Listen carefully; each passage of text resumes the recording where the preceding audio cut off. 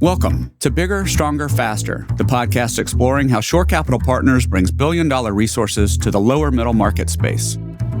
This episode is part of a series in which I talk with Bill Clendenen, Charlie Talbot, and Michael Burcham about what makes a great Shore Capital board member. This is a follow-up to our series featuring Bill and Michael on what makes a great Shore Capital CEO.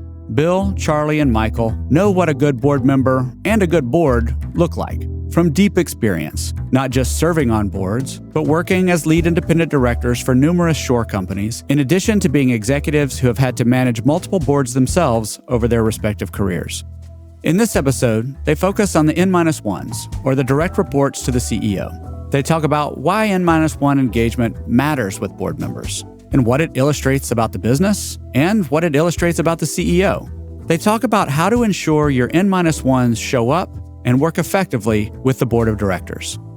One of the things you all have mentioned in the context of board meetings is the engagement of N-1s and how the CEO should think about that, and how you as a board member look critically at how engaged and aligned N-1s are. When you think about that, Charlie, why does N-1 engagement matter to you as a board member?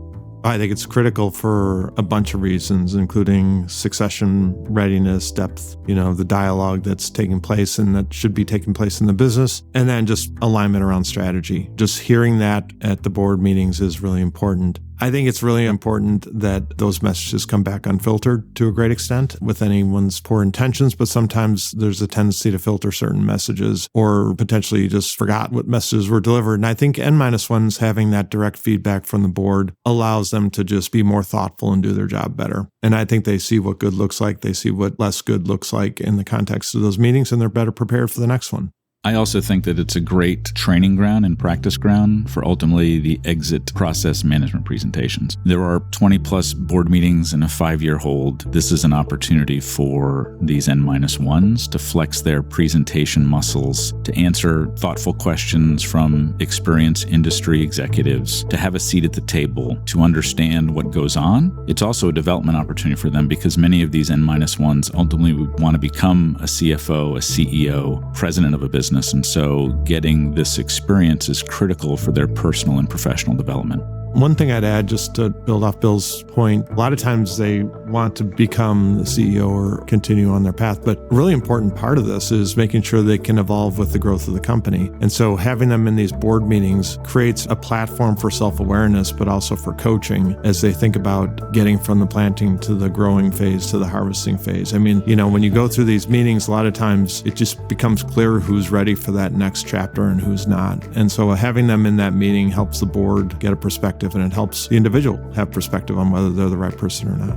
So many of these CEO direct reports that we call N-1s, they're very new to this kind of role. Many of them were individual contributors in a company, and now they're asked to step up and learn to lead through others and lead to scale. But that requires a fundamental understanding of what creates value for the business, and it also requires them to be agents of change. And if you do not understand what creates value and you're not prepared to lead change, you probably won't be successful, because throughout our whole period, there will be 4 to 5 fundamental shifts on how we integrate, how we collaborate with other companies, the acquisitions we will make, roles and who's in which seat. It's unrealistic to think none of those change from year one. And so when I am at a board meeting and I'm watching the direct reports of a CEO report out and engaging with them, I'm really looking for, can this person learn to lead through others, or are they a solo contributor? And will they be a good agent of change, or are they going to cling to the way things have always been done? And the answer to those 2 questions tell me, will they be here for the long term or not?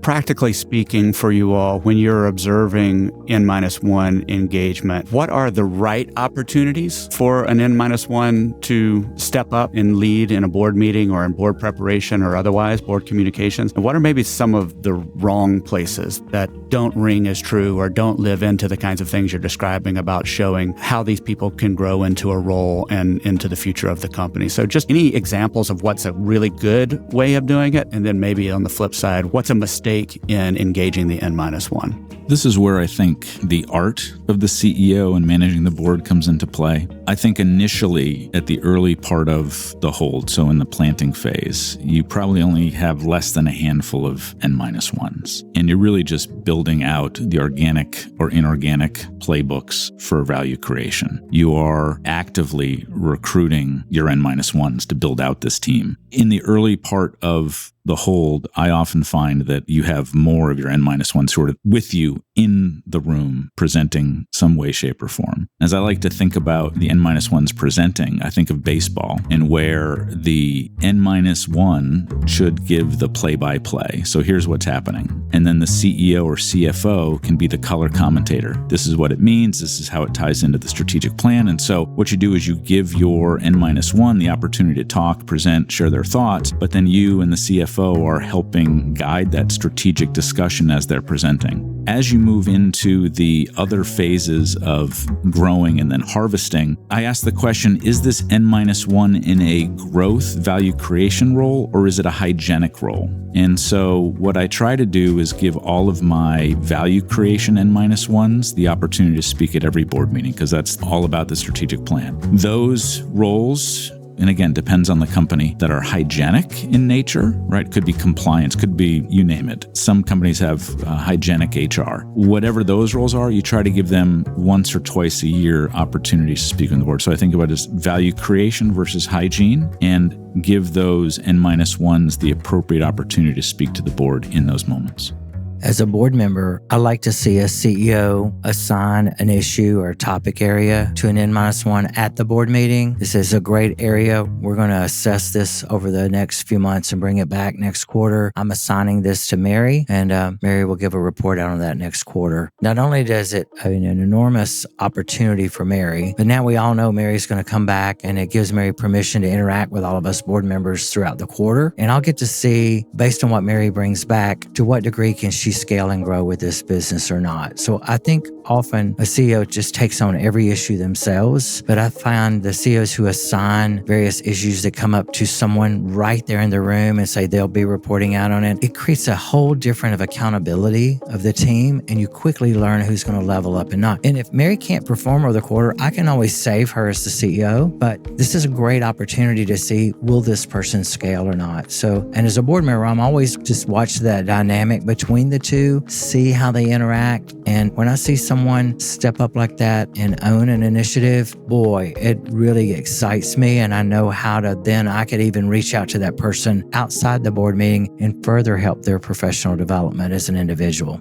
So that leads me into one last question just to focus on N-1s. When you're observing these best kind of practices and setting up N-1s up for the right opportunities, what does it look like for a CEO to support an N-1 in these situations? Assuming they're putting them into growth roles, putting them in front of a board in a way they'd never been before, putting them on a project that's a stretch project. Any advice to a CEO about how to make sure you're setting those people up for success that then creates a bit more of the flywheel of being able to engage them moving forward even more deeply? Any thoughts on best supporting those N-1s? I think it starts with practically setting them up. But by that, I mean, if they're going to be at a board meeting, I think you want to make sure that you have alignment on how you're going to present the materials. You're coaching them through well in advance of the meeting, if they're on track or off track relative to where they should be, leveling the discussion, if you will. I think your job as a CEO, or in some cases, CFO, is helping prepare the materials, is to really make sure people are set up for success through their pieces of the discussion. And that's beyond a functional activity. That's making sure that you have the holistic picture of what you're trying to accomplish in terms of the messaging and key points you're leaving with the board, and making sure that those individuals who are going to be presenting are aligned. The last thing you want to do is have someone come in and just look like it's just an add-on type of presentation. So I think the preparation piece is really critical here.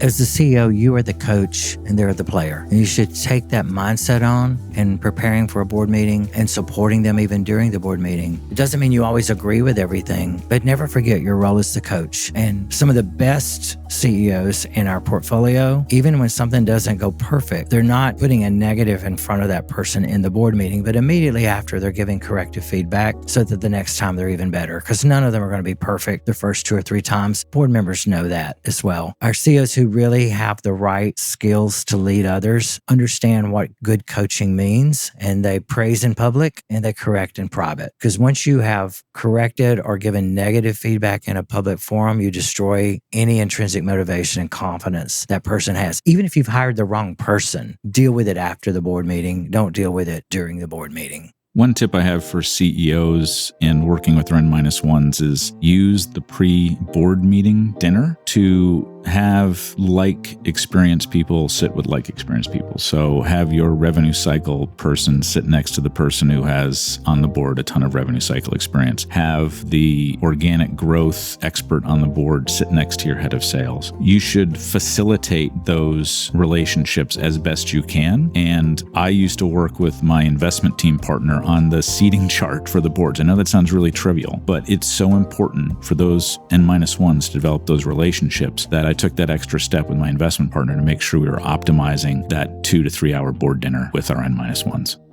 I think a last comment from me is no one gets it right every time, and you will make bad hires as a CEO, no matter how thoughtful you are. A good thing to do if you've decided you have to turn over a role is interact with board members to say, what did I miss? What do we need? And what does great look like here? Particularly if you're a first-time CEO, you may want to talk to 2 or 3 other people from other companies who are very successful in those roles to really think about what error you might have made. Perhaps that person just simply couldn't scale their own professional growth. Perhaps they got in over their skis and weren't prepared for that kind of responsibility, or their whole constitution, they can't handle that sense of responsibility and anxiety that comes with a role, or maybe they just don't know how to coach other people. There's dozens and dozens of reasons why somebody may not succeed in a role that reports to a CEO, but you want to avoid perpetuating the problem. So if you do end up as a CEO with a turnover of one of your key people, or a board member sees something and starts raising questions about it, be thoughtful about what you're hearing and what you're seeing. And if for some reason the position does have to turn over, really do a thoughtful assessment of where did we miss and what can we do next time to make sure the key individual we put in that role can succeed, because you're messing with people's lives and their careers. None of us want to see somebody not succeed, and you have a deep responsibility as a CEO for whomever you bring on the team to give them every opportunity for success. And that not only is true in being their coach and encourage them, but giving good corrective feedback and structure and giving them ways they can professionally advance and improve, because the company can outgrow them if we're not careful, and let's don't let that happen.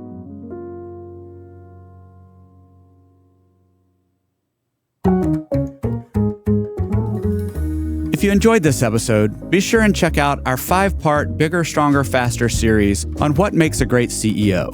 Additionally, throughout our Microcap Moments series, you'll find interviews and profiles of successful CEOs, executive partners, and lead independent directors, including our one-on-one with Charlie Talbot. This podcast was produced by Shore Capital Partners and recorded in the Andrew Malone Podcast Studio, with story and narration by Anderson Williams, recording by Austin Johnson, editing by Real Audiobooks, sound design, mixing, and mastering by Mark Galloop of Real Audiobooks. Special thanks to Bill Clendenen, Charlie Talbot, and Michael Burcham. This podcast is the property of Shore Capital Partners, LLC. None of the content herein is investment advice, an offer of investment advisory services, nor a recommendation or offer relating to any security. See the Terms of Use page on the Shore Capital website for other important information.